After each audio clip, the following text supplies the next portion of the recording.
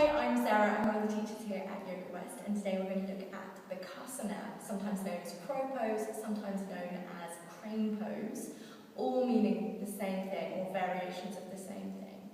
And crow pose comes into a lot of yoga classes, and there are options for every single level. And so today we're just going to look at some of the basics for whatever level you are, and then some different options for whether you're a first-time flyer or a frequent flyer.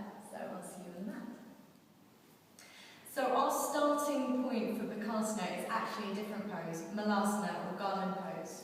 And for this version, take your feet wide, let go of any scruples or any embarrassment. Your knees point in the same direction as your toes, and have your feet wide enough that the heels can come down, and then bring your hands to prayer. And we don't want this to be a really chilled Malasana, as nice as this is. We want to be starting to engage muscularly. Press the hands into each other. And the knees press into the upper arms press into the knees, and you feel this tension. At the same time, bring your awareness to your shoulders. Start to draw the shoulder blades away from the ears. Use your belly, and immediately you'll probably notice that you've stopped pressing your knees in. So come back to the tension between the arms and the knees. Keep drawing the shoulders down. And you probably start to feel like you're cooking a bit here, and that's good. That's where you want to be. This is your starting point. From here, take the hands down. Really draw the shoulders away from the ears, really press the knees into the upper arms, and then just start to come up onto your tippy toes. If there's more room, start to wiggle your upper arms in a bit more, and then just start to bring the weight forward. So this might be your crow pose today.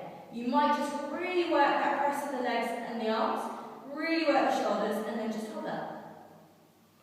Your next option is to start to maybe lift one toe off the ground, maybe lift the other, and maybe just play with where that balance is on the hands. And you might stay there for quite a long time. I certainly did.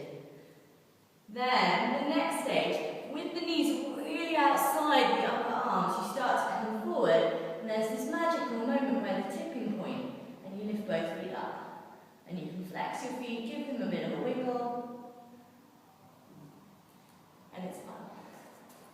Once you're more comfortable with that wider version, you can start to bring your toes together. Still have the knees really outside of the upper arm, but bring your weight up onto your tippy toes a bit more forward. And you still work the action of one toe lifting, then the other, and then maybe both toes lift. From here, start to round your upper back, drop your hips down.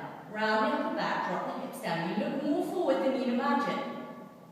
And then you slowly come back down to land.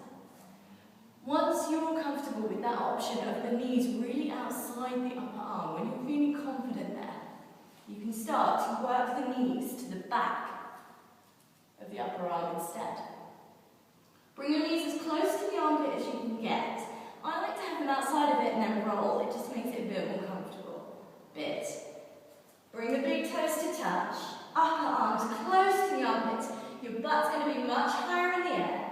And then again, just find that tipping point until your toes sort of have to lift up. And then once they're lifted up, draw them in towards the hips. Start to straighten the arms. Breathe. That's the hardest bit about all of this, is just breathing. So there you have 3 options for Bakasana.